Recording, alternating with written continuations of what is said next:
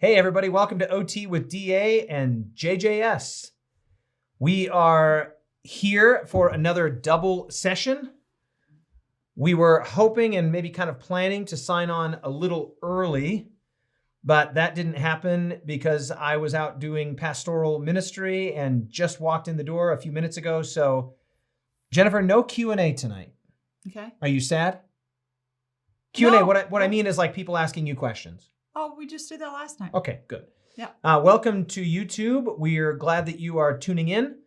All right, let's greet a few people here. Hello, Terrible Terry Golden Girl. By the way, I got your package and I love the paintings and I will reach out to you, but thank you so much. That's so sweet of you. Hello, Pam. Hello, Pilot. Hello, Ruben. Hello, Kingdom Family. Hello, Deborah. Hello, Michelle. Hello, wow, that's a tough one. From Australia. Oh, Gunny. You just say Gunny. Hello, Darla. Hello, Rich77. Hello, Stefan. Hello, Sarah Beth Swanson. Hello, Morel Aplis. You have certain people that are just like devotees. They're committed. Every night they're here. Terrible Terry Golden Girl says, so excited to see you together. Thank you for your paintings. Did you hear me say that? I saw your pictures. Very nice. Hello, Isnir74. That was the sweetest thing. I'm so appreciative and unexpected and wonderful. Hello, KB Photog. Hello, James NY7981. Hello, Michelle. Hello, Deb. Hello, Jacqueline. Hello, Arlene. Hello, Stacy. Hello, Marley. Hello, Mary. Hello, Deborah. Hello, Stefan says, it's raining over here. Pouring. Hello, Wits Messy. Hello, Victor. Hello, Victoria. All right, welcome everybody. We are so glad that you're here. Hello, GameMain44. We're just gonna, full disclosure, Jennifer and I are both tired. Jennifer, why are you tired? Because I've been with you for the last 3 days. No, that's not why. You gotta scoot over a little bit that way. This So you way? gotta be a little bit more even. Like this way? A little bit further, yeah. Fractionally My only further. concern is you're quite a bit louder than I am. Yeah, you're fine. Don't you worry your little head about that. I'm kind of soft. Kind of soft-spoken. So why are you tired? Because he has worn me out the last few days, and because I drove to Voice of Prophecy in Loveland today, which is about an hour and a half from here, and did a taping with Voice of Prophecy for their mental health effort that they're doing called Mind Fit. Oh, cool. Yeah, they're doing like a 4-part thing, and they're having me help them with some of the training, so it was great. We just did fantastic. like a taping, like a live thing. Okay. And how long were you actually there? About a couple hours. Then you turned right back around and drove home. But no traffic. It was great. And I went straight through Denver at like rush hour and there was no traffic. You just drove straight here? Just straight here. All right. Well, I'm also tired because I had a big day today too, a number of meetings. And then Jennifer and I recorded a supplemental session this morning on boundaries. Jen, I gave it a title. Let me tell you the title I gave it. How to have healthy, biblically informed boundaries. I like that. You like that? It's kind of long, but... It's a little long, but it is uploading right now. Now, we didn't do that one live on Instagram, so if you want to watch that, and you do want to watch it, it went... Did you think it was good? I thought it was fantastic. Yeah? It was fantastic, and this is really cute. Jen's like, oh, it'll be about an hour. Yeah, it will be about an hour, maybe a little more. It was an hour and 40 minutes. Are you kidding? That was an hour and 40 minutes. It was an hour and 40 minutes? Yep. An hour and 40 minutes. It flies by. Time flies when you're having fun. Do you know what frogs say? No. Time's fun when you're having flies. Dad joke. So we recorded the session today on boundaries against the backdrop of the story of Nehemiah. Jen came here specifically during this time around the stories of Nehemiah. No, actually. How did it work? Actually, it worked out. I scheduled it not knowing when that what chapter we'd be on, but I really wanted it to be Nehemiah. You wanted it to be Nehemiah, and it worked out. It was Nehemiah. It's amazing. That's exactly how it worked with Elise. The reason I wanted it to be Nehemiah was because of boundaries. The boundaries. Yeah. That's exactly how it worked with Elise. She really wanted to be here during the time of Daniel. Yeah. And it worked out. God I absolutely love it. So that is uploading right now. According to my computer, it's at 52% uploaded, which means it'll be fully uploaded in the next few hours. You will definitely want to watch that. It's excellent and a lot of great material, highly practical. How to have boundaries with all people, with... Are you testing me? Yes. You're testing me right now. Yes. Rough people. Yeah. Draining people. And Oh, don't tell me. Evil people. Toxic. People that are toxic. Mm-hmm. And also, it was great. Fantastic. You're going to absolutely love it. Tonight, we've got 2 chapters, and we're going to, well, I say this, but we probably won't actually do it. We're going to attempt to hustle through these just because we're tired. But I said to Jen when I walked in tonight, I was like, I'm really tired right now, but I think what will probably happen is as soon as we get started, I'll just get energized and fired up, and it'll be awesome. So we're going to start with chapter 54, a rebuke against extortion. Happily for us, both of these chapters are short-ish chapters. Yeah. And they just really are continuing the same storyline. So it'll be really easy. Yeah. Jen, you want to scoot the camera over there, the phone over there? Like right here-ish? Just wherever we can both be seen. Maybe tweak it a little bit. There. Perfect, right there. Okay, so we are in chapter 54, a rebuke against extortion. This is based on Nehemiah 5. And as I've said many times before, and I encourage again, make sure you're reading the biblical chapters. Mm-hmm. So Nehemiah 1, 2, 3, 4, and then now 5. And then in the next chapter 6, you're reading along because then you see the source material that Ellen White is further elucidating and explicating, right? Yeah. And basically, the short version of what's going on here is going on in this chapter is that there is a serious injustice taking place in the family of God. In the family of God. Within the community. Because you'd think that there would be tremendous unity. Everybody's working together. They're building together. They're of the same mind, of one heart, of one vision, of one purpose. And they're facing a common enemy. And yet, people, even within that rather unifying situation, there is injustice, there's oppression, there is taking advantage of one another. I mean, it's really sad. And Nehemiah, when he catches wind of it, he's like, no, that's not going to happen. This broke my heart, this chapter. You didn't like this? I mean, no, you liked it, but it broke your heart. It made me so sad that this was going on. And I have a heart for people in poverty because I've been through it. I know how it feels, that helpless feeling and the shame of not wanting other people to know, but not being able to even afford the basics even, and then having to ask for help. And, Okay, so Jen, if you don't mind, can I put you on the spot to read that first paragraph? This is page 614 of Types and Symbols, 646 of the original. The wall of Jerusalem had not yet been completed when Nehemiah's attention was called to the unhappy condition of the poorer classes of the people. In the unsettled state of the country, tillage had been to some extent neglected. Furthermore, because of the selfish course pursued by some who had returned to Judea, the Lord's blessing was not resting upon their land, and there was a scarcity of grain. So they hadn't been cultivating their fields. Gotcha. Yeah. And so what happens here is that the poor among the group are the least able to afford food, right? Basic economics, when you have a scarcity of something, when supply goes down, then price goes up. As long as demand stays equal, and for food, everybody needs to eat. That's right. So the price is going up, and the wealthy and those that have resources, they're largely unaffected, as is often the case. But the people that are at the lower end of the socioeconomic strata here, they're in a bad way. This is not good. And the wealthy raise the food prices, raise interest, and raise taxes. Right. So they effectively lock the poor into their poverty by doing that, because if the food was cheap, they could survive without borrowing money. Right. If the interest wasn't too high, they could borrow money and get through and then pay it back. Yep, gotcha. But everything, it was coming at them from all ends, and the only purpose that it served for the wealthy was that it made them richer. And it kept the poor poor. Exactly. And it locked them into their poverty. There was no way out. And you could almost understand is too strong of a word, but it's particularly egregious that they would be doing this among their own countrymen that are all there working for the same cause. That have the same this enemy. Is the astonishing thing. Climbing a mountain together. So Ellen White then quotes several passages from the writings of Moses. She quotes from Exodus 22, Deuteronomy 23, Deuteronomy 15. This is the paragraph on page 615 that begins, God had also instructed through Moses. And maybe I'll just read that because Hang on 1 second, though. Go ahead. What do you got? Before that, the paragraph before that brings out that there was a third-year tithe, which was a social measure put in place to take care of the poor. So every 3 years they would get a certain offering. And then there was a seventh-year fallow where they would leave the ground untilled. And it says that the spontaneous products of the land, were and available I know for this, the poor. And I know this because I grow food, and it's true that even when you stop cultivating it, it still produces some food. And so the poor would be able to go in there and gather some of that food for themselves. So these were the things that God put in place to care for the poor. Correct.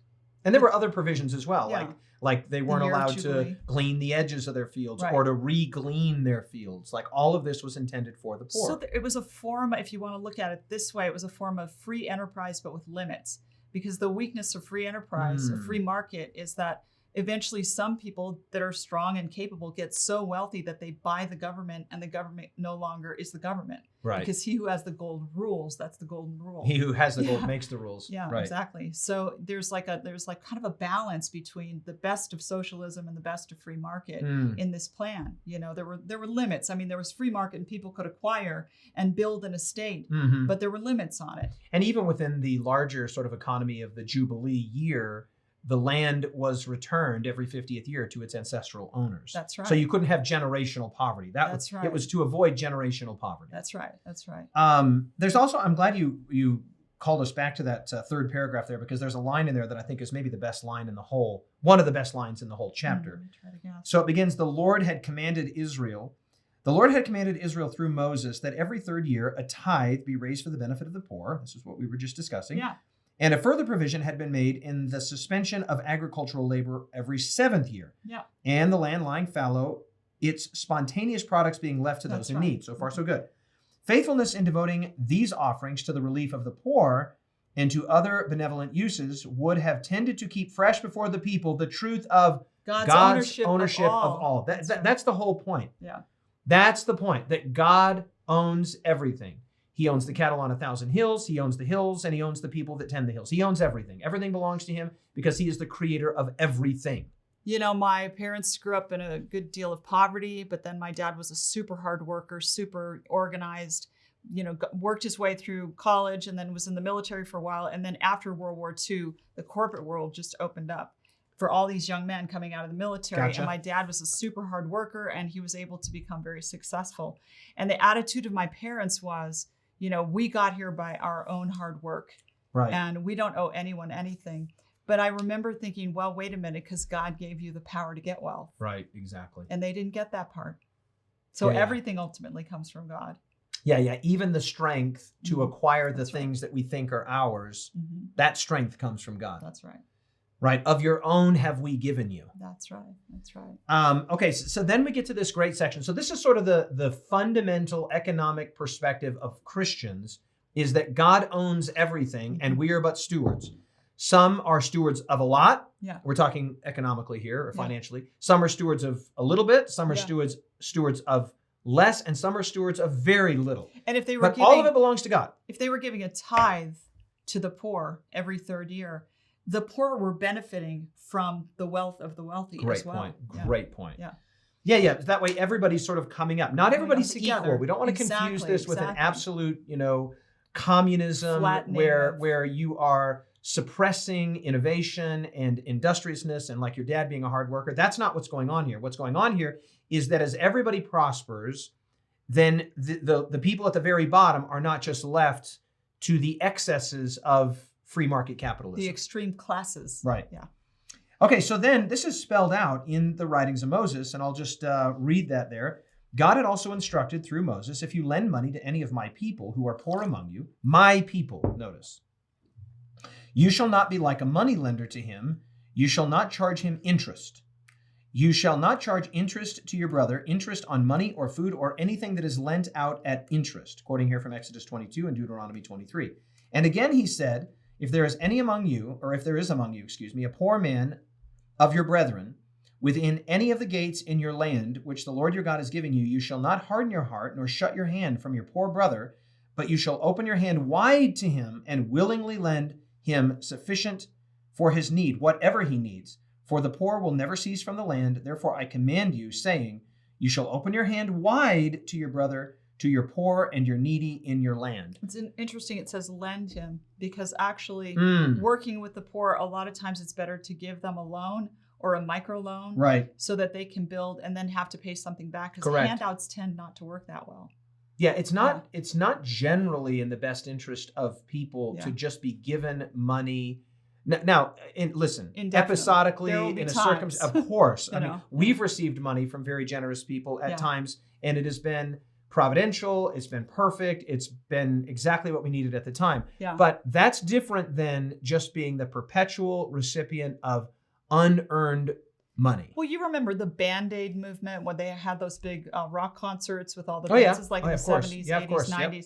And they did follow-up research on this, and they found that they didn't actually benefit the poor as much as they thought they were going to, because no one was there on the ground to help them manage that money. If you just hand people a bunch of resources and they haven't learned how to manage resources yet, it's going to just... Money management is a skill. There are people in the world, I have friends, you have friends, that are just very good with money. If you give them X, in a few years they have 2X. And then in a few years they have 3X. You know, they're just good at managing money. And just the idea that if you could just right now indiscriminately give every person, you know, $1 million, or every needy person $1 million, I would have 5 million in 2 or 3 years. But the idea is that not everybody would immediately know how to manage that. We see this like with sports stars and others, where they're given enormous sums of money, and then some of these sports stars that have made millions upon millions upon millions of dollars, and they're bankrupt in their mid-30s. That's right. It's a thing that happens, and so the value of wealth and of money, if it's just given to you, is not really appreciated or understood. It's true. Okay, then that next paragraph. But wait a minute, because it says in my translation it keeps saying usury, and in yours it says interest. There's nothing wrong with interest as long as it's the going rate. What usury is exorbitant interest. So it's a rate that's higher than what you would call the inflation. Yeah, outside. Yeah. Basically, having an interest that roughly keeps pace with inflation is just a way of saying that the economy is growing. You're effectively renting your money to people when you loan money. Nothing wrong with that. Yeah. But giving money out at an interest rate that far exceeds the growth of the economy. Well, that's the only option they have. Exactly. They can't get money from anywhere else. It turns into economic slavery. That's right. Okay, now Jen. And that's not free market. If that's the only option they have, there's nobody competing with them for a better price. Right. Can you read that next paragraph there? At times following the return of the exiles? At times following the return of the exiles from Babylon, the wealthy Jews had gone directly contrary to these commands. When the poor were obliged to borrow to pay tribute to the king, the wealthy had lent them money, but had exacted a high rate of interest. That's the key there, a high rate of interest. By taking mortgages on the lands of the poor, they had gradually reduced the unfortunate debtors to the deepest poverty.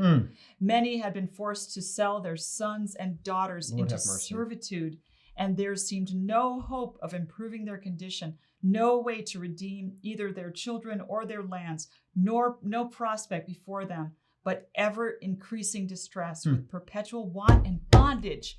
How could these guys watch that happen? Their own brethren. Terrible. Yet they were of the same nation, children of the same covenant as their more favored brethren. It's just astonishing. Correct. So this is not just a chapter generally about economic disparity and injustice. This is specifically about the situation in Nehemiah's day. Yeah. And when this injustice is brought to Nehemiah, he is understandably outraged. His soul was filled with indignation. Right. Let's read that. Paragraph. As Nehemiah heard, this is top of page 616, 649 of the original. As Nehemiah heard of this cruel oppression, his soul was filled with indignation. I was very angry, he says, when I heard their cry and these words. He saw that if he succeeded in breaking up the oppressive custom of exaction, he must take a decided stance for justice. With characteristic energy and determination, he went to work to bring relief to his brethren. This is great because he's an amazing person and works not only in the sort of construction fields where he's building walls and arranging teams and acting like a foreman. When he finds out that there's an injustice, what does he do? His natural mode is to work. So he gets to work in this sort of human resources area. In relationships, And a word that she uses there twice there, cruel oppression, the oppressive custom, first sentence of the next paragraph, the fact that the oppressors were men of wealth. The next paragraph looks like second sentence. He repeated the message which God had at that time sent to Israel to rebuke their cruelty and oppression. And then the next paragraph, kind of the middle of the paragraph, it says, the anger of the Lord was kindled against them and that their course of injustice and oppression would call down his judgment. So 1, 2, 3, 4, 5 times on this page alone, you have this use of either oppressive or oppression. And literally that, just think of the word press, right? To press. They are being pressed down, and the wealthy are getting wealthy at the expense of those that just have no other options. That's the problem. That's it. If they had a fighting chance, it would be different. And if it was because of just sheer indolence or laziness, earlier in this book, Ellen White has already mentioned on at least one and I think 2 occasions, the worthy poor. She uses that language, the worthy poor. So the fact that Ellen White here is sharing Nehemiah's indignation and is describing Nehemiah's indignation means that these are not the unworthy poor. That's right. These are the worthy poor because they had no out. They had no out, and these people have just been taken advantage of in a way that when Nehemiah learns of it, he immediately calls all of the wealthy Jews together, and he effectively says to them, yeah, you're done doing this. That's right. Yeah, this is not happening anymore. Well, listen to this paragraph. Let me hear it. This is right under the one about his soul being filled with the indignation. fact, yeah, okay. The fact that the oppressors were men of wealth whose support was greatly needed in the work of restoring the city did not for a moment influence Nehemiah. He would not be bought. Thank you. You know, he's maybe going to lose the whole offering. You know, he's going to doesn't care. He doesn't care. He's going to do what's right because it's right. He sharply rebuked the nobles and rulers, and when he had gathered a great assembly of the people, he set before them the requirements of God touching the case. So he's also intelligent. Yeah. There's a lot of similarities between Ezra and Nehemiah, really. Yeah. But I like the idea here that, you know, there's that great statement that many of you might be familiar with from the pen of Ellen White, that what we need are men that are as true to duty as a needle to the pole. And then she says, men that will not be bought or sold. So that's what's being described here. People that are going to do the right thing, even if it runs at cross purposes with their financial interests. That's right. They're going to say, but it's not just their final interest, not just what they need. It's the fact that their whole project is being supported by these individuals. Correct. And they could reason and say, well, the ministry is going to fail. That's right. If we don't sweeten the pot of these people. Yeah. Exactly. You know, hey, we need to do this. You know, the one hand washes the other. It's unfortunate, but we're going to have to. It's for the work of God. Principle. You know, he's a man of principle. And here's the truth. Yeah. People that have resources, money, people that are wealthy, they're not generally bad people, but they are people that are accustomed to getting what they want because they are very often powerful. They're powerful. They're employers. Yeah. So they live in a world in which when they have a desire of an employee. After wealthy exactly. Yeah. So here's my point. Yeah. You can almost forgive the uber wealthy because they live in their own little bubble where when they want something done, they get it done. And people kind of minister to them. They serve them. They work for them. And we create the monster to some effect by the way we pander after them. Yeah. So this is why it's so essential that the wealthy be reminded that their lot in life, their privileged and favored lot in life, is not like everybody else. They're the 1%. That's right. Or maybe they're the 10%. But there are, today we have this idea of an emergent middle class. We've had a middle class in the United States of America for many years. And if we had time, we could talk about how the middle class is really a product of what we now refer to as the middle class, as a product of the Protestant Reformation, the printing press, and the people that have enough, not excess. Well, basically, they're not in poverty. As soon as people could read, and as soon as you had easy and inexpensive access to information, there was always going to be an economic and intellectual middle class, and that is the heritage of the Protestant Reformation and the printing press. It's epic. So cool. Because before you had the landlords and the peasants, you had the clergy and people that owned the parishioner, and people that didn't. You've got it. Yeah. But in the post-Reformation world, we now have a middle class, It's and amazing. and the middle class just literally means the class between the ruler and the ruled. And literacy did that. Of course it did. Yeah. Yeah, that's right. Wow. So even within the middle class, what happens is that things are not, they don't stay stable. And the wealthy are always looking for opportunities in their investment. Their investors are looking for opportunities, which is fine. But if those investments and the charging of very high interest rates are such that it's exploiting the people in the lower class and the lower middle class, well, then that's not okay. And I think if you're a wealthy person of conscience, it's your responsibility to know how what you're doing is impacting the little guy. Right. You want to know about the collateral damage of whatever big projects, you're pushing through. And today, not to get into this because this takes Jen and I well out of our areas of expertise, but just to make an observation that if you are middle class in the United States of America, you're like upper class in the world. That's right. Right? Because if you have a pair of Nike shoes or something that was made in China, very likely in a factory with less than ideal humanitarian conditions, et cetera, et cetera.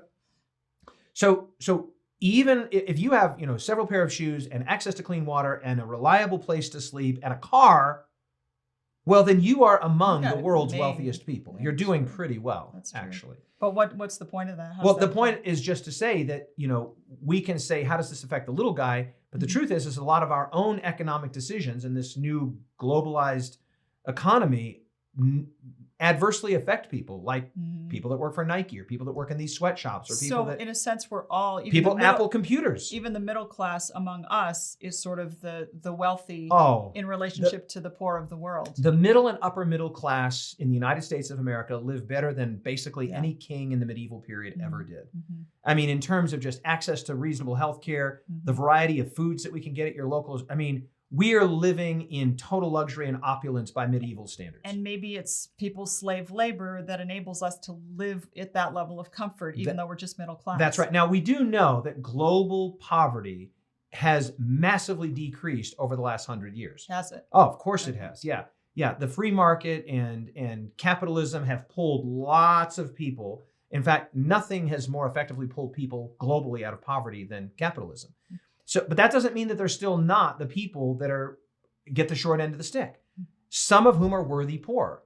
And this is exactly where the church of the living God steps in to fill in the blanks and to bridge the gap and to make a difference. We're supposed to care about people, and we should know people. In order to care about people, you have to know them. Come on now. And then you know their circumstances. Amen. And then you tell your brother, this person is struggling. Correct. Can we take up an offering? Can we do help? A crowdfunder?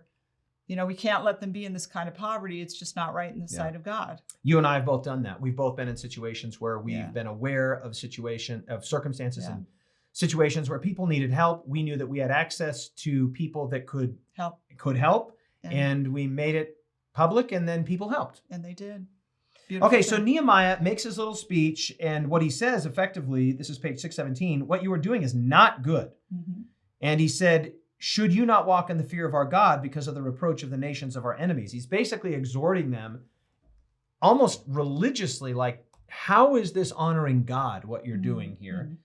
And then it says, Nehemiah showed them, this is the middle of page 617, Nehemiah showed them that he himself, being invested with authority from the Persian king, he might have demanded large contributions for his personal benefit.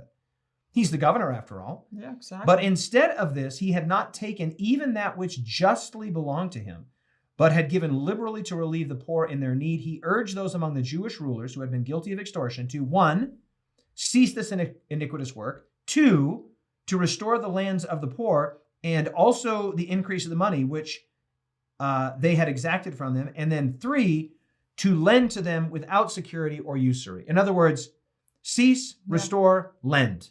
Okay, what are those 3 points again? Cease. Cease what? Cease this iniquitous work.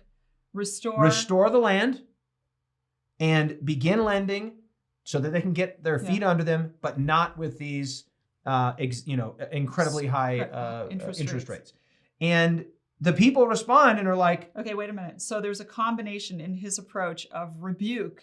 He really shot straight, but also I don't think that rebuke would have had the impact it had if he himself had not lived what he was preaching to them. And if he hadn't shown himself, remember we talked about this yesterday, he had shown himself to be a man of, he got there early. He went around the wall. Like he was systematic. He was respected. He had the heart of the people. So when he speaks this plainly to them, they're like, you know what? He's right. He's right. We need to take this on board. But I think also if he had the example, but he hadn't rebuked them, to their faces, I don't think it would have worked. It wouldn't have had that. It was No. the combination of those Agree, two things. agree. We sometimes have the idea that, I'll just be a good example. Yeah. Okay, there's nothing wrong with being a good Preach the example. gospel if necessary. But sometimes we need to speak plainly to That's people. right. That's right. The people then respond basically saying, you know what? You're right. You're right. And we're going to do that. And it just goes to show, to use the illustration that I've used many times before, and I know it's on the David Asscherick bingo card, but What? somebody made a bingo card for these OT with DAs. So certain things I say, and if you get it, bingo. Okay. It's funny. It's quite funny. Here, Nehemiah is not a thermometer reflecting the ambient temperature. He's a thermostat. He's setting the temperature. He's like going to set the tone. He's going to speak out against injustice and oppression. And when he does that, look what happens. Everybody else is like, right. you know what, you're right. And that's what often happens. Very often we feel paralyzed by... they offered no excuse. That's right. What are they going to say? We will restore them, they declared, and will require nothing of them. Correct. So will we do as thou sayest. Just like straight up. Okay, fair enough. And fair point. Let this be a lesson to us that if you have this righteous indignation that comes upon you and you feel impelled to speak up and you have scripture on your side, because clearly he did, you might find that when you speak up, others will go, you know what?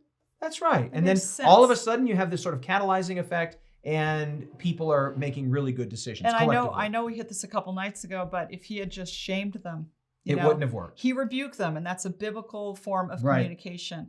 But it's not the same as shaming. If he had contented himself with just riding the moral high ground and looking down at them, he wouldn't have accomplished what he accomplished. Agreed. But he actually persuaded them to a better course of action. Thank you. Yeah. So there's rebuke, there's persuasion, there's a good example. There's all of these things that coalesce into what biblical rebuke looks like. Biblical rebuke is not just telling somebody off and shaming them. That's right. If there's not a relationship there, if there's not a good example there, that's actually going to probably be counterproductive.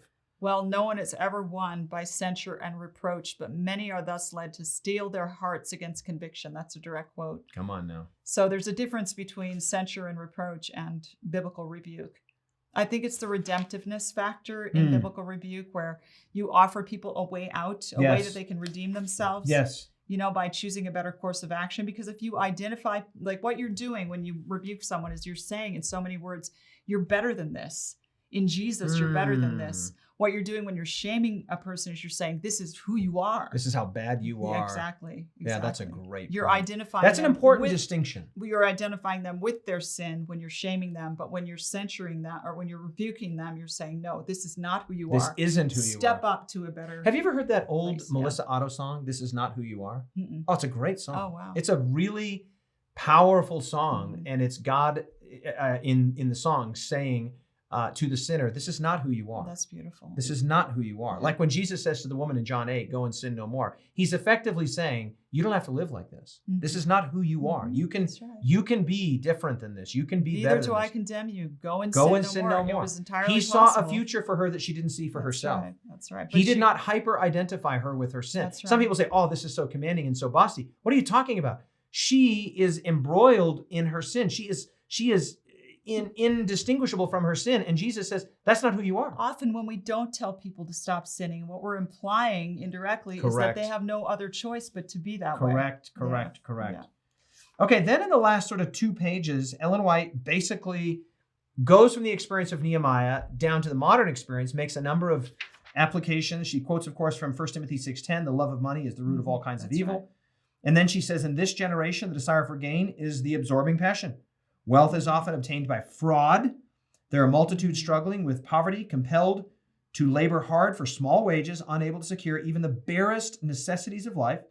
Toil and deprivation with no hope of better things make their burden heavy.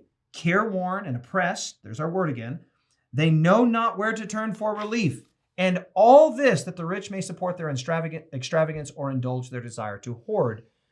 So when you read that paragraph, hopefully it does kind of light a fire under you a little bit and you go, hey, wait a minute, that's not right. That's not fair. And as it should. And then she quotes from James 5, where it describes this gross economic disparity that will exist at the end of time. It's a beautiful passage. It's an incredible passage. This exploitation that will be taking place of the laboring classes by the ultra wealthy. And You have nourished your hearts as in a day of slaughter. slaughter. Woo! Mm. Come on now. Mm. And then she basically says that there are people even today among the professed people of God that do not deal, as Daniel did, with integrity in their business transactions. They take advantage, they use ignorance, they exploit, and to greater or lesser degrees, I think all of us are inclined to be guilty of this. Does she mention Daniel in here? No, I Oh, just okay, mentioned you threw Daniel. that You know, in, he was okay. just such a person of integrity Yeah. that when they went back and sort of surveyed his past professional record, they couldn't find anything like this. You know, nothing exploitative, nothing oppressive. So she's saying that lack of integrity exists within the church. She says that. Of course it exists in the world, but she Right. says, the church retains on her books the names of those who have gained their possessions by injustice, and the religion of Christ is held in contempt. It's not Well, okay. that implies, because she says retains on their books, that implies that what they you shouldn't do, be retained. Exactly. I mean, and how often do you hear about that? No. If someone gets disfellowship for sex with the wrong person or Right. taking money from the but I've never heard of someone because they, were involved in some kind of Ponzi scheme. Your interest rates are too high. Yeah, exactly. Your price You're markups are oppressing too the- high. Yeah, You're were oppressing the poor. We're That's going right. to disfellowship you. Never happen. Never. But it should. But you know what I love, though, Jen, is I absolutely love, and it goes to show Ellen White's saturative, immersive commitment to the gospel. She ends up on the gospel. Yeah. The last paragraph is just pure gospel. Why don't you read it for us? We were all debtors to divine justice, but we had nothing with which to pay the debt. We were all, every one of us, Every the one wealthy of and the us. poor alike. And we lose our awareness of that when we Correct. think when money becomes our God. Come on now.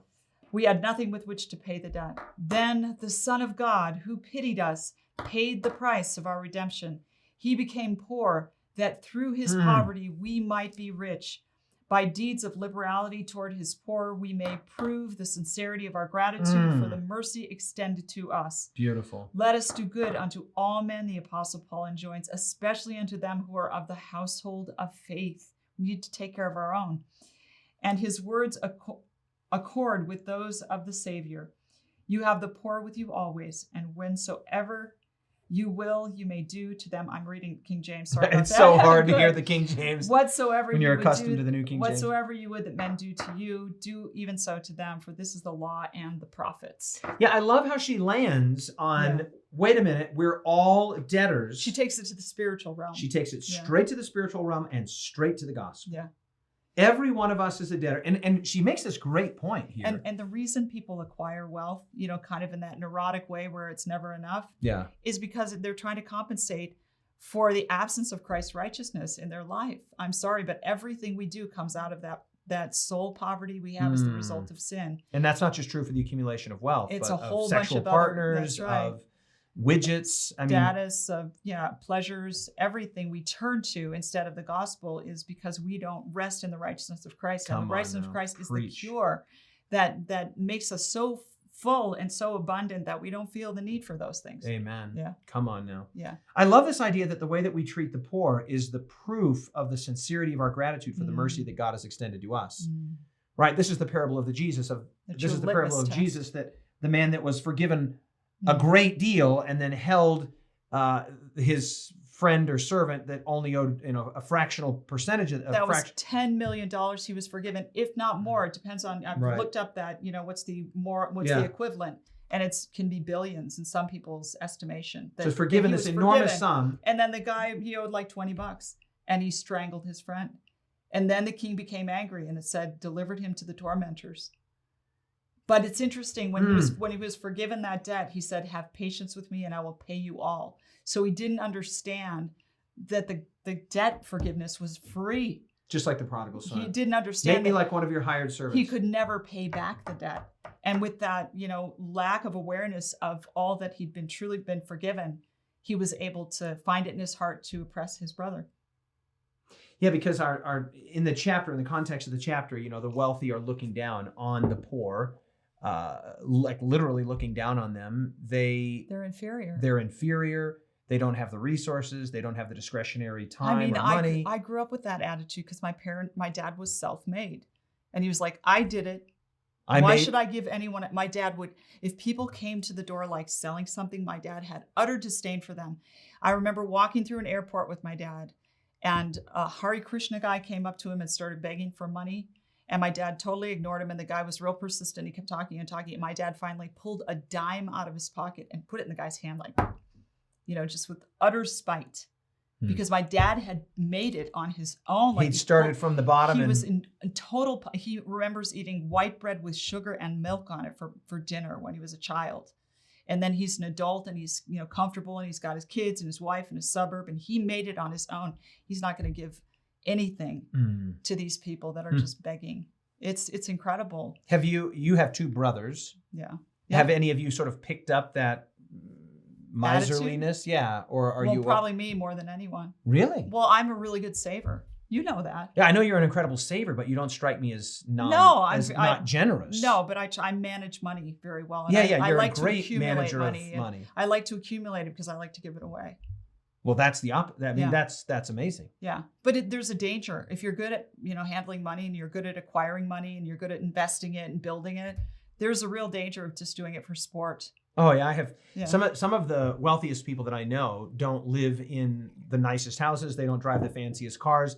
For them, it's a game. It's a game. It's the deal. It's the opportunity. Yeah. It's the accumulation of something. And some of the wealthiest people that I know don't even really have the discretionary time to enjoy their considerable financial resources. I'll tell you what I've done that I've taken from my upbringing and from my dad and his mindset is I have held myself to the standard of, wealth accumulation that my dad set. Yeah. He set that to put the bar way up here. Yeah. You can work yourself up to this, but I've done it in a life of ministry, which has been such a losing game. And I've put myself under this terrible burden where I feel bad that I'm not, I haven't really acquired wealth, but I'm in a line of work that you've acquired a different kind of wealth, sister. Yes. And I really need help with that. Like it's not, when you say you need help with that, what do you mean? I need prayers. You're so cute. Because I get all wound up about it and just feel like a failure and this isn't a therapy session, I realize, but it's just that's how his drive to acquire wealth has impacted me. It's still in me. It's in my DNA and I can't efface it. It's in there and it's not coming out. So I have to redirect it to realizing that there are other types of wealth. There are other ways to be wealthy. That's right. I'm wealthy in those ways. You're wealthy in friends. I'm wealthy in the ways that matter most to me. I often ask people on a scale of 1 to 10, how big of a motivator for you is money? Yeah. And you at 0. I'm probably like a 2 or a 1. Not that I'm not happy to have money if I come by it, but it's just, I'm not wired that way. And by the way, I don't say that 7. out of any sense of piety. No, you're just. It's just how I am. It's not my language. Yeah. You're about a 7? I'm like a 7. Okay. I'm not the most motivated, but it does matter to me more than it matters to you. Weirdly, my oldest son. Which is why I'm handling the finances. You're doing great. Exactly. Weirdly, my oldest son, Landon, is strongly motivated by money. Really? I'd say he's probably an 8 or a 9. Well, that's Violetta's DNA. But what's interesting is he won't spend money. He's like you. Well, he's like me. He accumulates it and then he invests it. He doesn't spend money. But Violetta's parents came over from Romania and they did very well. They were communist Romania, hard life. 5 children. My father-in-law would say that in his family of 8 kids, there was 1 bowl and 8 spoons.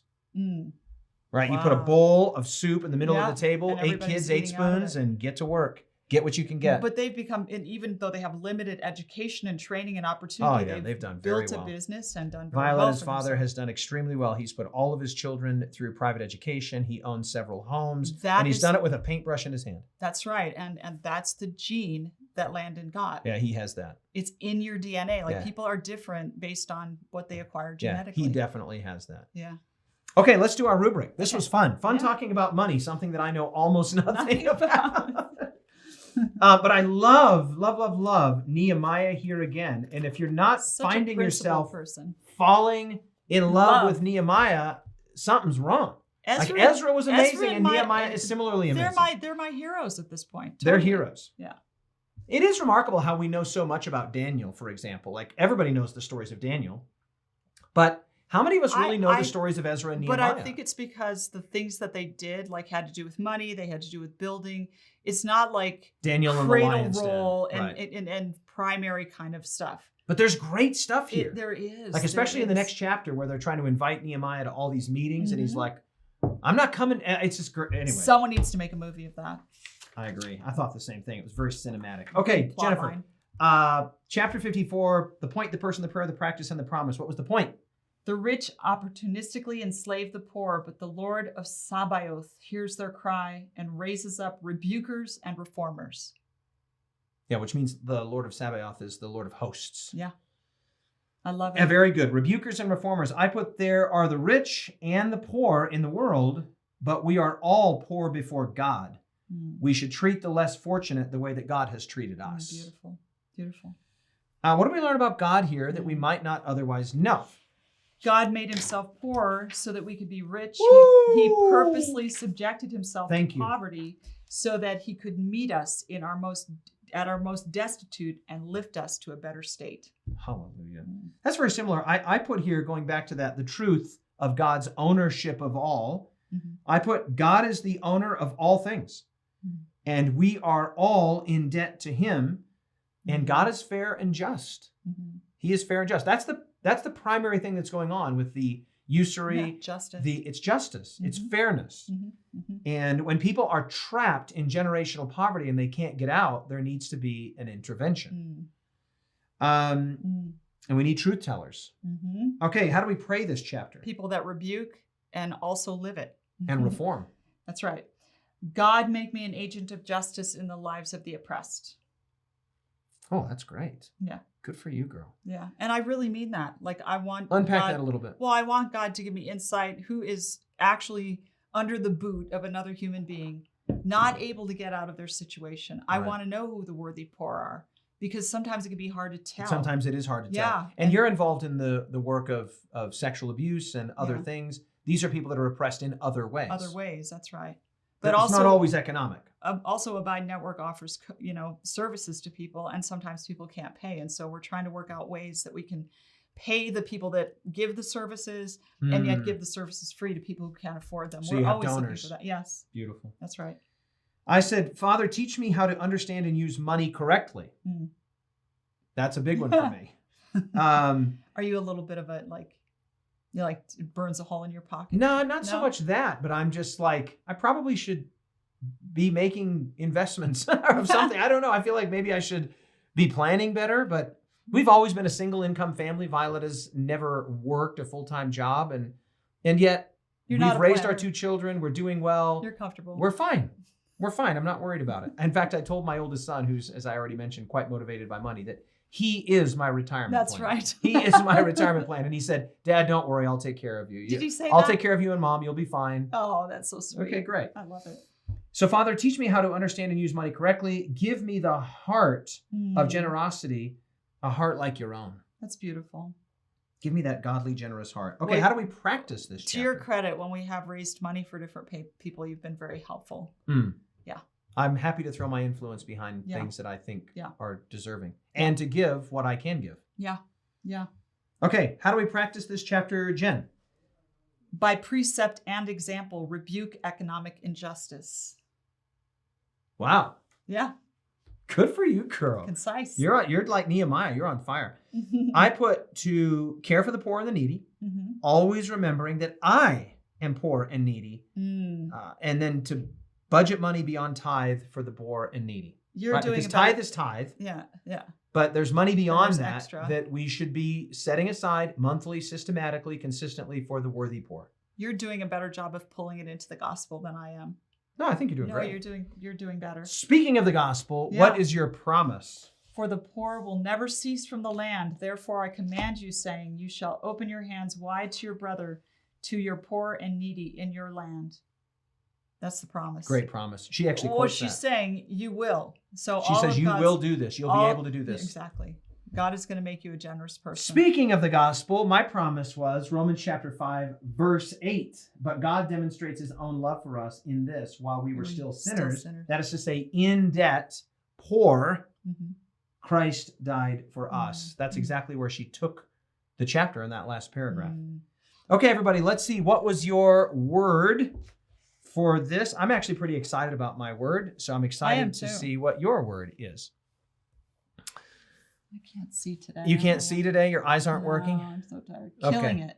Stefan says, killing it, Jen. What do you mean by that? Means you did good. Oh, thank you. Yeah, it's positive. Tired. Thank you. Okay, let's see. Mikashula says, ransomed. Nehemiah That's ransomed good. Jews who had been sold into slavery, and Christ ransomed us from the slavery of sin. Brilliant. Owner, poor, avarice. The economy of heaven is one of receiving and imparting. Debtors. Deb, that's mine as well. Indignation. Poor.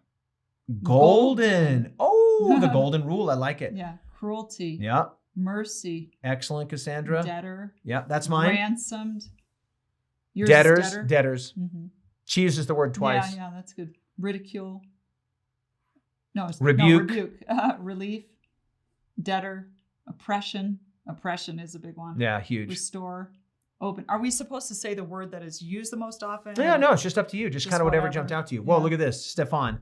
Mm-hmm. Ameliorate, redress, and emissary. All great words. I love the word ameliorate. He's such a word nerd. Very wordy. Advantage, debtor, worthy. Golden is good, says Stefan. I agree. Yeah. Minka says relief. Stella D90 says greed. Good word. Deb Snyder, hand is my second word. We need to place ourselves and resources in God's hands. Oh, very good. Yeah, the word hand jumped out at me as well. Mm-hmm. Ledger.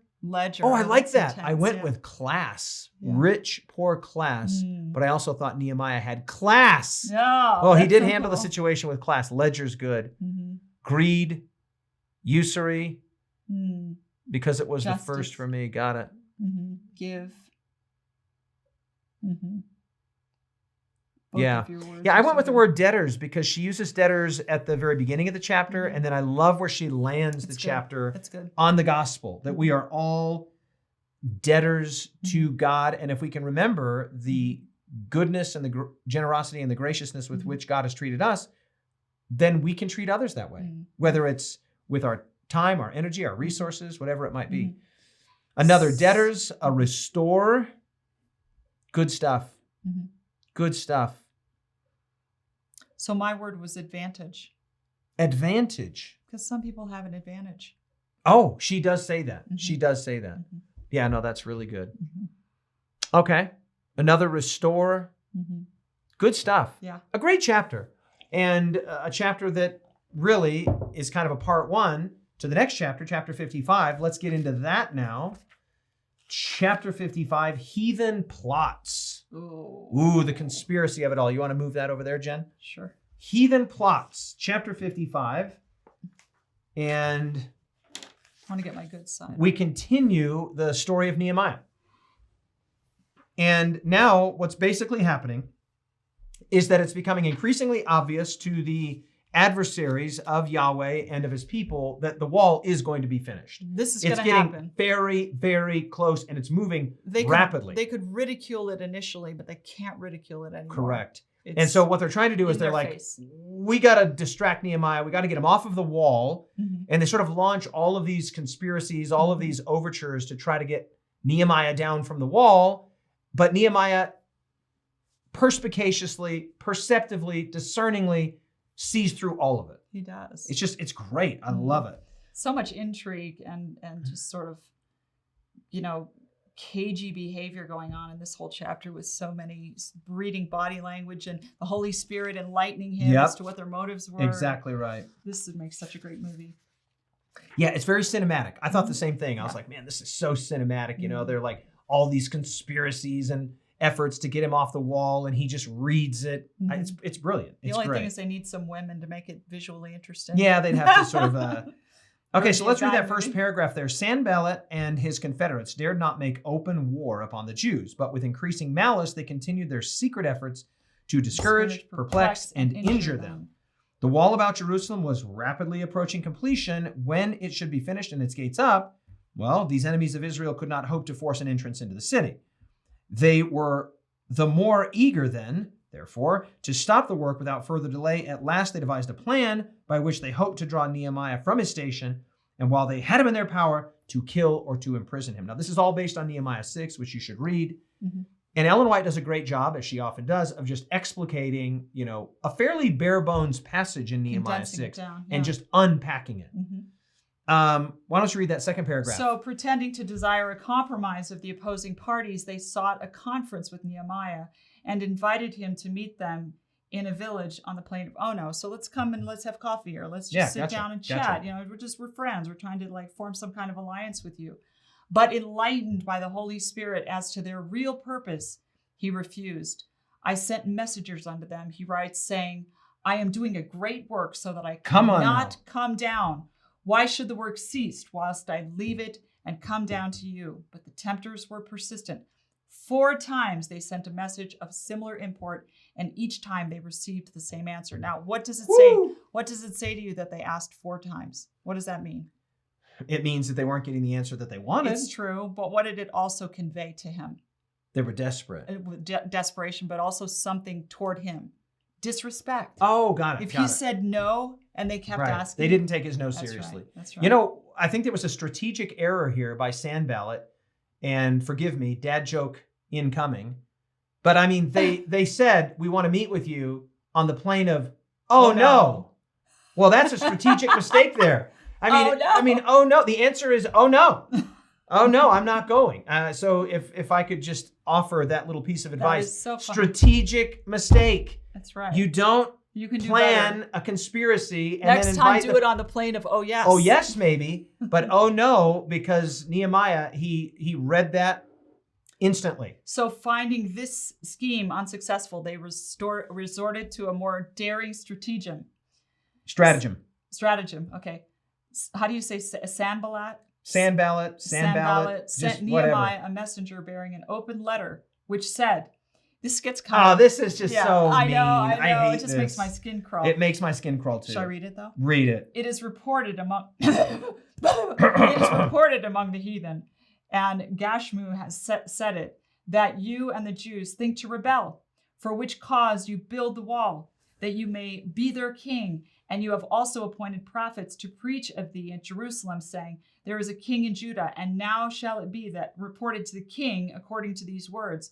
Come now, therefore, and let us take counsel together. So basically they're saying, we're looking out for you. Word has gotten out that you're planning to defect against Artaxerxes. You're going to appoint your own king. You're going to be traitors, and we're watching your back for you.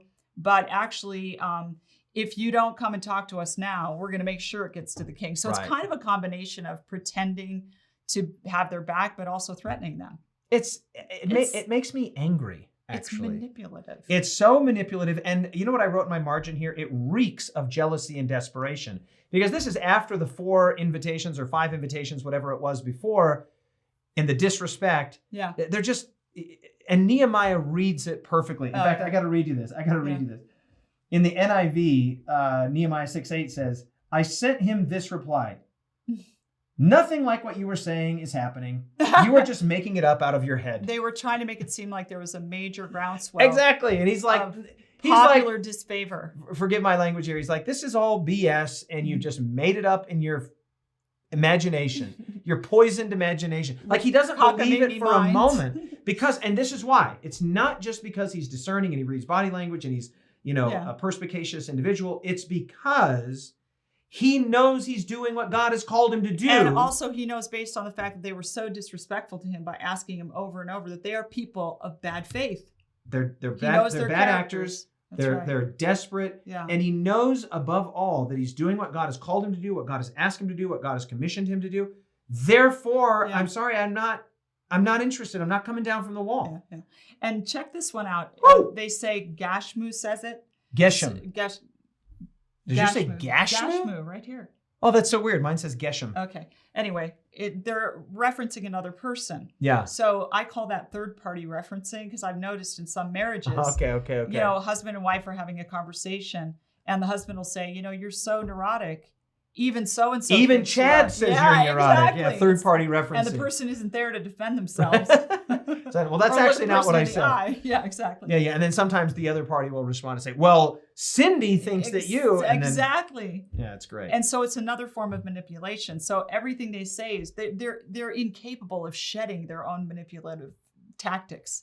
They're so into it, so deep that they can't. I love the way that Ellen White describes this here in the middle of page 623, 655 of the original. He promptly returned the answer. This is now from the New King James. No such things as you are as you say, are being done, but you invent them in your own heart. And then I love this. Nehemiah was not ignorant, right? Now, of Satan's devices, but I just love that phrase. Nehemiah was not ignorant. In other words, what she's saying is he wasn't stupid.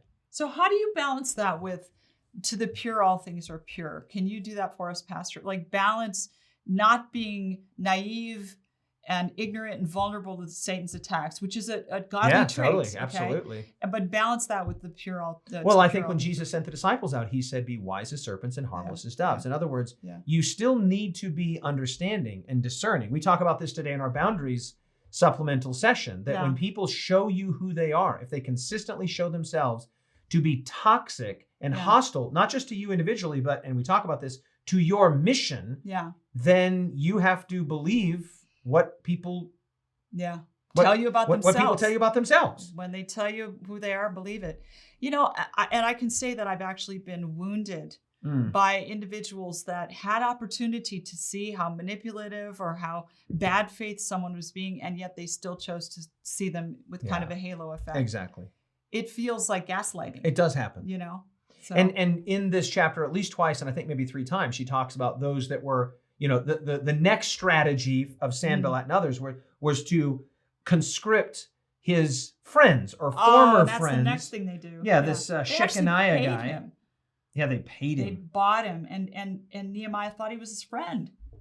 And Shemaiah, excuse me, not Shechaniah, Shemaiah. Yeah. And he's like, hey, Nehemiah, people are coming to kill us, and I'm hiding in the innermost precincts of the temple, and you should come and hide here too. And I love that here again, because remember, Nehemiah was not stupid. Yes. He discerns the situation, and he says, you know what? This has got conspiracy written all over it. This has got manipulation written all over it. And he refuses to come down, because to have come down, and I love this, would have been to appear cowardly and contemptible. Exactly. Don't be a chicken. And she says it would have been altogether inconsistent for him to leave everybody else out on the wall, still working, sword in hand, trowel in hand, and for him to go you protect hiding. yourself. He says, I'm not doing it.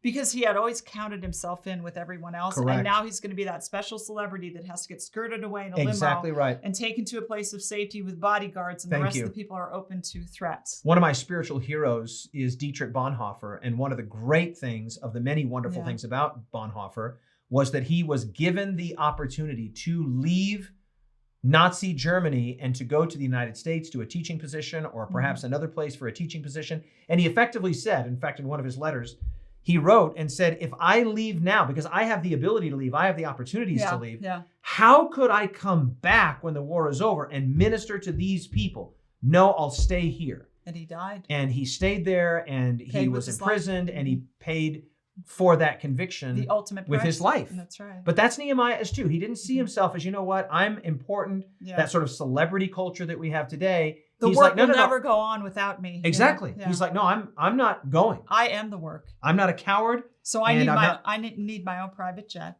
Oh, come on now. Carbon emissions. She says that one unwise move on the part of Nehemiah would have been a virtual surrender of all that had been gained. I mean, that's incredible to think. She's saying that everything that up to that point had been gained, and this is in months of labor, could have all been washed away. All of the credibility, the cachet that he had accumulated, it could have just all been wiped away in a moment if he just said, hey, look, I'm going to go hide in the inner precinct of the temple. But it was all, he discerned it. God gave him insight. And God give us insight when we're dealing with people that don't have us and our mission in their highest interest. And here is another reason why he had to have had divine illumination. Because when people are under a lot of stress, their limbic brain, the emotional part of the brain, gets sort of hyperactivated. And that tends to shut down the function of the cerebral cortex, and you can't think as straight. And look at all the stress he was under. For example, a paragraph down, the infamous counsel given by Shemaiah was seconded by more than one man of high reputation, who, while professing to be Nehemiah's friends, were secretly in league with his enemies. This man is being betrayed by his friends. Mhm. He's being attacked by his enemies. He's under constant physical stress building this wall, and he's running a huge project. He has to have been supernaturally That's sustained. right. That's right. That's my point. Thank you for bringing that that out. And to out. even be able to think under those circumstances. And to is a think miracle. as clearly on as the he was level thinking. that he was thinking. Yeah. That's right. I love that paragraph at the bottom of page 624, 656 of the original. Notwithstanding, it begins, the plots of enemies, open and secret, the work of building went steadily forward. And in less than 2 months from the time of Nehemiah's arrival in Jerusalem, Whoa. the city was fortified with its defenses, and the builders could walk upon the walls and look down upon their defeated and astonished foes. I love it. Because remember, these are the very same people that were laughing, that were mocking, that were scorning, and that said, if a little fox went scurrying across the top of your little makeshift wall, it would fall over. Yeah. And now the wall is almost built. Humans They're on these tall walls and they're looking down, and now what are you going to do? Mm-hmm. Now what are you going to do? And it just is a reminder to us that God can accomplish a great deal in a short time with people that are focused. Mm-hmm. Right? It was Wesley that famously said, give me 100 men that fear not but sin, and I'll turn the world upside down. That's right. Right? Like just the drive and the passion. So much can be They accomplished. hate nothing but sin, but fear nothing but God. That's right. Woo! Fired up. Yeah. Um, But unfortunately, this wasn't the end. This wasn't the happy ending here, because then there was apostasy in the ranks, right? Right. Even the evidence of the Lord's controlling hand was not sufficient to restrain discontent, rebellion, and treachery among the Israelites. Look at the incredible things that are being achieved here. Mm-hmm. This warrior of a man is fending off his enemies. He's being attacked from every front, and yet there's treachery in the ranks. Oh, there is a guy named Shechaniah. He's there. I thought I read that. It says because he was the son-in-law of Shechaniah. Oh, and this was because of intermarriage. Intermarriage, that's exactly right. So it was apparently like, I guessed Judean Shechaniah's daughter married Tobiah. Yeah, I was trying to figure that How out. that works, There had to have been some, basically this is, how does that saying go, that blood is thicker than water? Yes. Basically that family ties are the most important thing. Right. And what's taking place here is that this intermarriage and this godless association with the idolaters has caused people to have divided loyalties. That's right. And so think about, and they've persuaded themselves that Nehemiah is the bad guy. You got to get rid of him. Think about it this way. If you're asked to serve on a jury and you find out that you're a relative of the person being tried, you're Conflict of immediately interest. disqualified. Right. Because if it's a relative, it is assumed that there's an emotional bias toward that person. Correct. So their emotions were torn. Literally, they were biased in both directions. Exactly. And then probably the most pressured by close family members, so. But here again, there's an effort to overcome, this is why the chapter is called Heathen Plots. They first try the least subtle and most obvious, hey, come down from the wall and meet us on the plain of Ono. And he's like, oh no, I'm not going to do that. And then the second level is like, hey, we're worried about your life. You should come into the inner sanctum and hide with me. What if the guy's name was Shania or something? And he's like, yeah, no, I don't think I'm going to do that. Yeah. And then now it's that next level. Their own brethren. And so here again, it just is a testament not only or even primarily to Nehemiah's perspicacity and his insight, but it's a testament to Nehemiah's infilling of the Spirit. God gave him the gift of discernment. Power, on so many fronts. And he needed it. Yeah, that's right. He needed it. Some who had been foremost in plotting mischief against the Jews now professed a desire to be on friendly terms with him. Okay, let's be friends, But he would have read through that. The nobles of Judah who had become entangled in idolatrous marriages and who had held traitorous correspondence with Tobiah had taken oath to serve him, now represented him as a man of ability and foresight, an alliance with whom would be greatly to the advantage of the Jews. Once again, this reeks of desperation. It does. At the same time, they betrayed to him Nehemiah's plans and movements. So they were, double agents, essentially. Thus, the work of God's people was laid open to the attacks of their enemies, and opportunity was given to misconstrue Nehemiah's words and acts and to hinder his work. Those rotten people. Yeah. There were so many rotten church members in this group. You know what I mean? And what she says in the next paragraph is that even though Nehemiah stood up strongly for the poor in the previous chapter, he did not stand up strongly for himself in terms of protecting his own reputation, because he didn't see himself as the primary focal point. he was like, this is the work of God. This is the will of God. It's not really about me. I'm just an instrument. And I like that. The authority that he had exercised on behalf of the downtrodden, he did not now exercise in his own behalf. Yeah, exactly.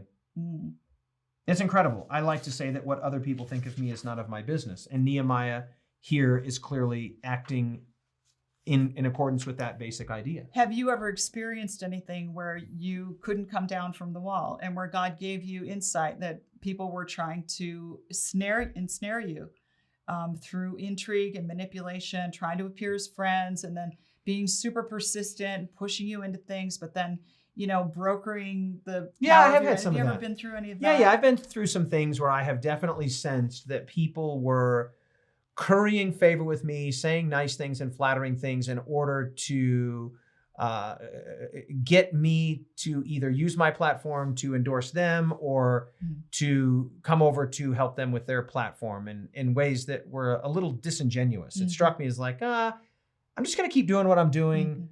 And I one time had a wonderful aged minister in Atlanta, and I had a situation like this that was happening. He knew nothing about it. He had no way of knowing anything about it.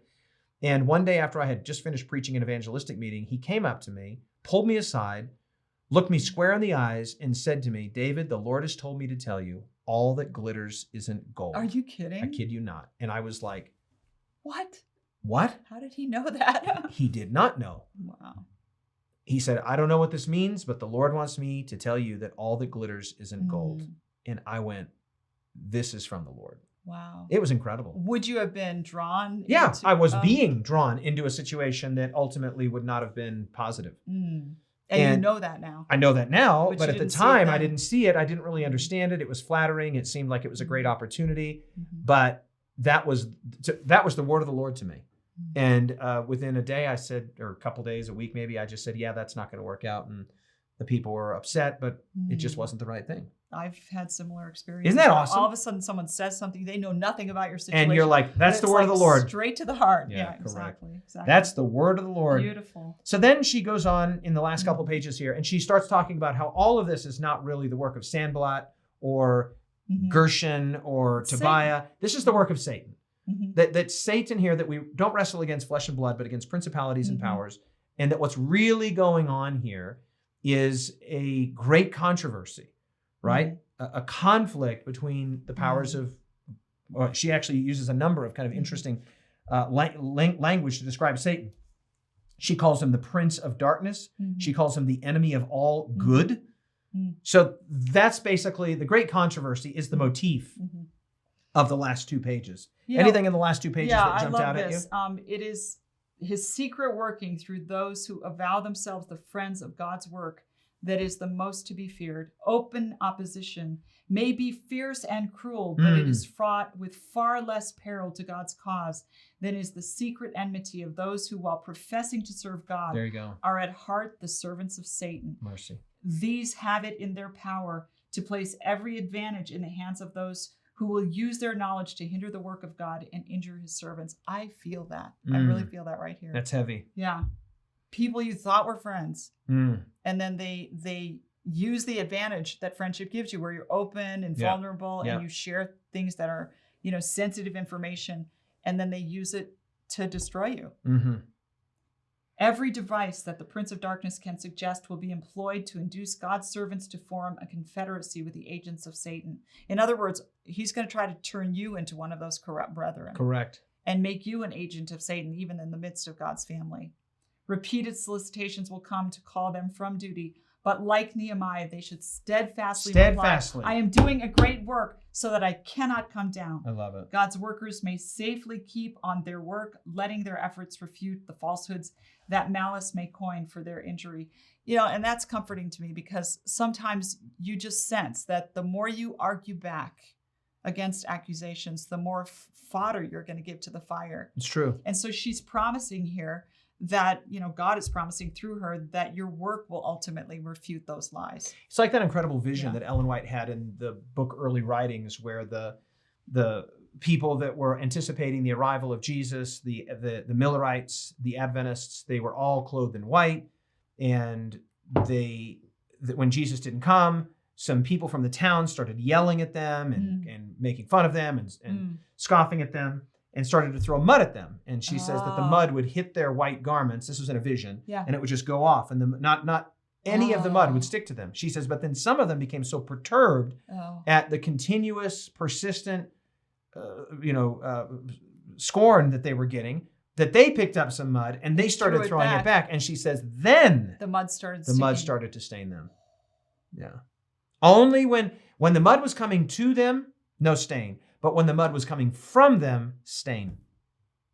So there you have it. This is, we cannot allow Satan to get an advantage over us such that we become agents ourselves of the enemy. And sometimes we do that by defending ourselves. No, Nehemiah doesn't do that. He doesn't take the time to defend his reputation. He says, I don't have time for that. I'm doing a great work. I can't come down from the wall. I got work to do. I got a mission to do. I got things to do. I'll be honest though, when I've been attacked, I have felt like a coward not answering back to it at times, or like I was being cowardly. And it was a relief to me to learn that God was the one behind me not coming down from the wall. Right. That was okay with him. It was a relief. You're doing a great work, Jen. The Lord has blessed you, and you just need to continue to do what God has put on your heart to do. It doesn't mean you're perfect. It doesn't mean you're infallible. You've surrounded yourself with good people, as have I, that can call us on our foolishness, call us on our inconsistencies and hypocrisies. That's all fine and good, of course. Every one of us. But that's a different thing from people trying to purposefully undermine us, our ministry, our mission, our credibility, our integrity. That's a different thing. That's entirely different. Now, I want to jump ahead to the last 3 paragraphs. It says, those who forsake the law praise the wicked, Proverbs 28:4. When those who are uniting with the world, yet claiming great purity, plead for union with those who have ever been the opposers of the cause of truth, we should fear and shun them as decidedly as did Nehemiah. Such counsel is prompted by the enemy of all good. It is the speech of time servers and should be resisted resolutely today as then. Whatever influence would tend to unsettle the faith of God's people in his guiding power should be steadfastly refused or withstood. And she uses several words here: decidedly, resolutely, steadfastly. In the next paragraph, she uses the word firm. So the idea here is that Nehemiah's character and his consistency is really characterized by these kinds of words: steadfast, decided, firm, resolute, firm. And I like that. Then the last 2 paragraphs I thought were incredible. In fact, I put the latter half of the second to the last paragraph and all of the last paragraph in my all-time list. So let's read that. In Nehemiah's firm devotion to the work of God and his equally firm reliance on God lay the reason of the failure of his enemies to draw him into their power. The soul that is indolent falls an easy prey to temptation, but in the life that has a noble aim and absorbing purpose, evil finds little foothold, which is a climber I can appreciate, little footholds. And then this section for me, from here to the end of the chapter, is all time. The faith of him who is constantly advancing does not weaken. For above, beneath, beyond, he recognizes infinite love, working out all things to accomplish his good purpose. God's true servants work with a determination that will not fail, because the throne of grace is their constant dependence. God has provided divine assistance for all the emergencies to which our human resources are unequal, which I think is a really cool way to say that. Wait, say that again. God has provided divine assistance for all the emergencies to which our human resources are unequal. We're just weak. That's so cool. It's such a great way to say it. He gives the Holy Spirit to help in every difficulty, to strengthen our hope and assurance, to illuminate our minds and purify our hearts. He provides opportunities and opens channels of working. If his people are watching the indications of his providence and are ready to cooperate with him, they will see mighty results all time. 10 out of 10. A great chapter. A great chapter and a reminder, and we talk about this in our... Needs to be a movie.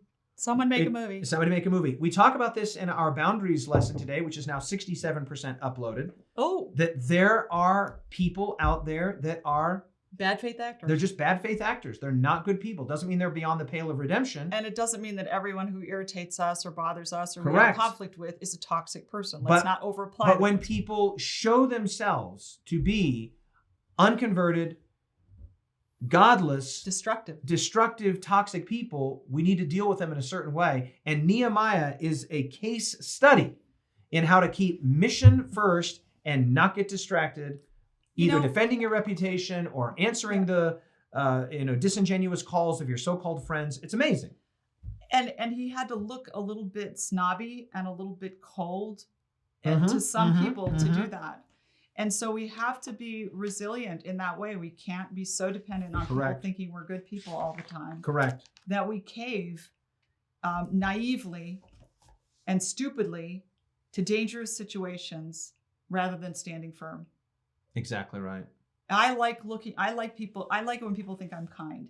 I really do. Yeah. But I've had to say some things in my professional life, in my ministry life, that at times have fallen very hard on the ears of the people that I said them, but I knew I had to say them. And I had to cope with the fact that for a period of time, at least, they thought that I was being very unkind to them. You were being misunderstood. And I don't like that at all. I'm very uncomfortable. Nobody likes to be misunderstood. Well, and nobody likes to be thought of as unkind, especially if you're a Christian. That's like the hardest thing you can bring that you can level against a Christian. Yeah. Is that you're oppressing people or you're contributing to the popular But in the narrative. work that you're in, sometimes you just have to be firm with people. You have to say, "Hey, look, I'm here on behalf of the oppressed, not the oppressor." My youngest daughter went through a period of time when she was using and she was really in trouble. And she's come completely out of it. And now she says that family is the most valuable thing on earth. And I had to say things to her that would really upset her. But now she realizes that they're true.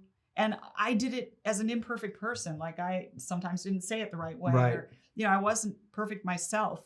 But God worked it out. And he worked through, the hard things that I had to say when she was in a bad situation. And she's come out of it.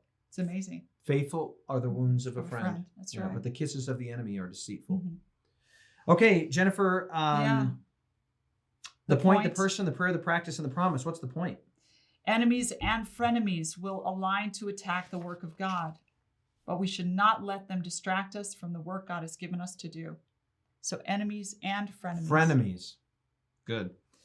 Nehemiah's steadfast attitude, devotion, and work prevailed by God's grace over the secret and subtle plots of his enemies. What do we learn about God in this chapter that we might not otherwise know, Jen? Because it builds resiliency and faith, God lets his children suffer under satanic attacks. I know that sounds kind of mean, but he does. Look what this guy went through. No, you're right. But look what it built in him. One of Ellen White's favorite words in the sort of larger theology of the conflict beautiful is the word permitted.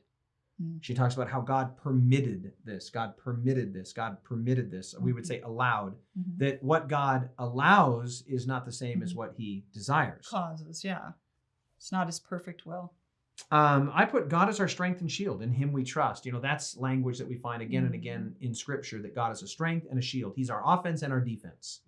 And that's what we need. We cannot be the defenders of our own reputation, of our own mission. God has called us that.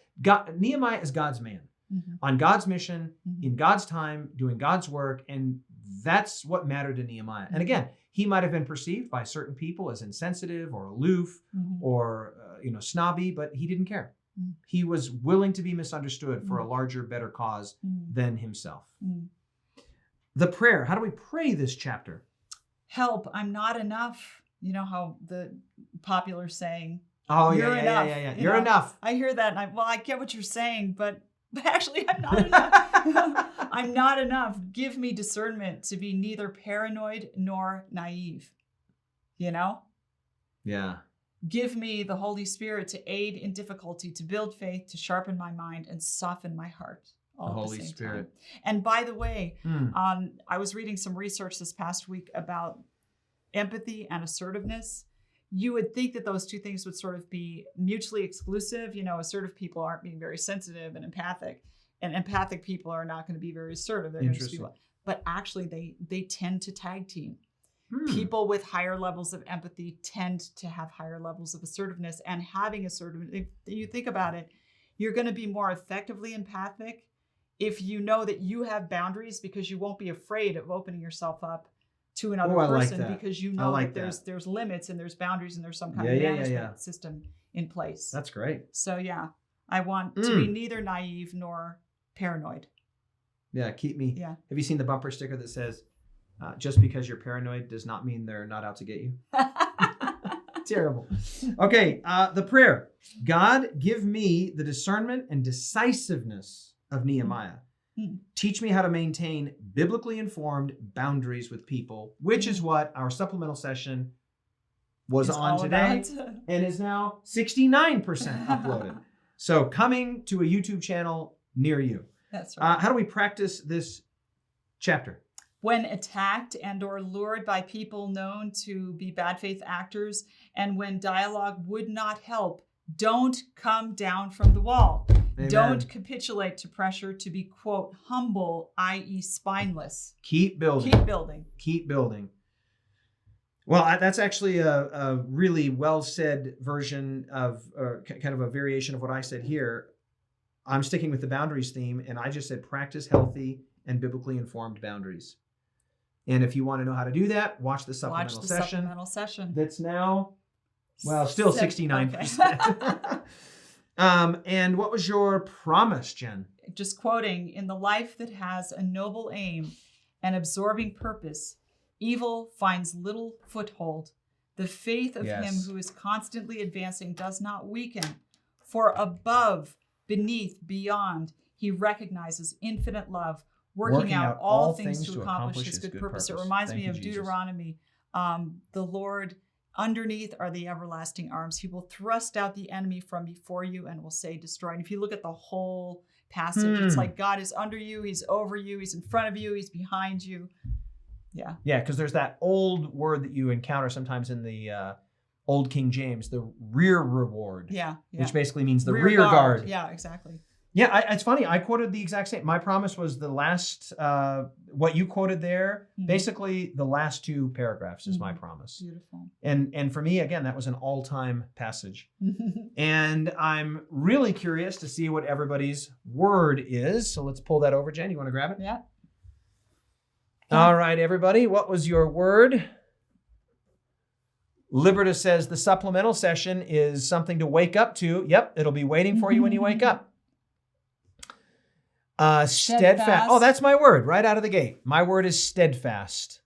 Discernment. Another steadfast. Firm. Oh, a lot of steadfast. That's great. Hannah says firm. Hey, Hannah. Love you, sister. Reliance. Determination. A lot of firms. Oh, a lot of firm. Another steadfast. Discernment. Oh, great word. -707. What is that? Wonderland? I can't read it. Wholehearted. Oh, wholehearted. Okay. Man, you need glasses. I really Frustrate, unmoving, discernment, vigilance. Okay, here's Stefan's 3 words. Inexorable, calm, and integrated. Okay, inexorable is a great word. Discernment and steadfast. Oppression, wall, astute. Hannah says, love you too. I was actually just talking about you tonight, Hannah. So if your ears were itching or your nose was itching, that's me. Is that agent? Repeated, steadfast, agent, because Nehemiah's an agent. Yeah. Devoted. Firm is my second one, says Deb. Devoted. You're not seeing your word here, Jen? Boldly. Oh, I like it. LOL. I like, oh no. Yeah, I actually briefly considered that as my word. Oh no. Come down from the wall. Oh no. Oh no. Come hide in the sanctuary with me. Oh no. Opposers. What does Nehemiah's name mean? To be totally honest, I didn't look it up. Know. Betrayal, discernment. Oh no. Another oh no. Perspicacious was a good one, but I used it already. Not in the chapter. Determination. Joining from Zambia. My word is also steadfast. Hello from Zambia, Martin. Jen, you haven't seen your word here? What's your word? My word is resolute. Oh, yeah, she uses that word, it's resolutely. Similar to steadfast. Yeah, she uses it as a synonym for steadfast. Yeah. Very good. Yeah. Fully committed. Resolute. Decided, firm, resolute, what steadfast. Did you say yours was? Steadfast. Oh, okay. Yeah, steadfast. Similar. And she also uses the word steadily. She talks about how the progress on the wall. Moved forward steadily. Yeah, went steadily forward. Yeah. Same root word. Steadfast, steadily. Beautiful. Sarah Beth Swanson says, I just love Nehemiah, right? Yeah. Why don't we hear more about Nehemiah? We hear lots about Daniel and David, and don't get me wrong, they were great. But Nehemiah is exceptional. He's something. God comforts is what Nehemiah means. Thank you for that, Reiner. Too sleep deprived to know if my nose was itching. LOL. I pray for this study. Divine assistance. Steadily jumped out on that page. Agree. Terrible Terry Golden Girls says her first word was endeavor. And thank you again for your beautiful paintings that you sent. That's so sweet of you. Yeah. Did Ezra and Nehemiah know each other? That's a good question. I imagine that they would have. Each other. Yeah, they would have had to have. Yeah. Gerald asks, well, Jen, it's been great to have you. Have you enjoyed your time? You fly out tomorrow morning. I do. And you've been here for only 3 days, but we've covered 6 chapters. Yeah, we did well. I've been here for longer than 3 days. You've been here for 3 days. I've been here for 3 days. Jen actually came to my house the day before I got here and was here. 2 days before I got here, was hanging out in my house. That's what kind of a friend I am. Just come and live in my house. Well, there's plenty of space. Why not? Tomorrow I'll be alone again tomorrow. We do have one last guest lined up for one of the sessions, and I'm not gonna tell. It's a secret. Will you tell me? But later? I can. Yeah, I'll tell you after we go off. But I'll tell you that he is on the. He's on right now. He's paying attention on here. So Seriously? we've got. Yep. Let me think. We've only got 56, 57, 58, 59, 60. 5 chapters to go. Okay. 5 chapters to go, and tomorrow night's another double. Home stretch. Because I fly out on the 28th. What is today, by the way? Thursday. The what, though? Do you know what? The 20, I'll tell you in a second, 22nd. 22nd. Yeah. So I've got 6 days before I fly out, and so I've got to get these all wrapped up. So tomorrow is another double, everyone. Yeah. Chapters 56 and 57, Instructed in the Law of God and Reformation. You're going to Australia when? The 28th. Okay. Well, like 6 days, So you're 5 going to days. finish the whole thing before you go. I have to. Well, there's only 60 chapters. I mean, this is all we've got left. Yeah. Okay. Look at that, you guys. That's it. That's it. We have done this. But they're addicted at this point. Like, what are they going to do while you're in Australia? Well, David? then we just have to, just wait for the next With DA challenge. Which is going to be what? I haven't decided yet. It'll either be it might be Acts of the Apostles because we're doing a tour in Greece, which I invited Jen to come with us on. I love it. But Ty and I are leading a tour in Greece in October of this year. By the way, I just literally heard tonight from Johnny at Pandavita that the first tour is basically filled. And I think what we're going to do, what we mean by that is that we have 2 buses and they're basically full. We might have a few spaces left. And we will add a second tour, but only if we get at least 1 bus full, which is 59 people. Okay. So if you are interested in coming, I'm going to put up a post on my Instagram this week about it. Ty has already just put up a post on his Instagram about it, maybe yesterday or the day before. We would love to have you come with us to Greece. So anyway, the reason I said all that is it's an In the Footsteps of the Apostles tour. So I'm seriously considering doing Acts of the Apostles next. While you're on the tour? No, to get it finished before we go in October. Okay. Because there's only, I think, 62 or no. So you've done Desire of Ages, you've done Patriarchs and Prophets and Kings, and then you also did Steps to Christ. And of course you'd have to do Acts of the Apostles because you're going straight through the Conflict of the Ages series. Are you ever going to do Great Controversy? Well, we'll do of course. Okay. But then we'll also do Christ Object Lessons, you're going to do Thoughts all from the those. Mount of Blessing. I just grabbed my Acts of the Apostles here to see. Yeah. I think it's 60 chapters. I could be wrong.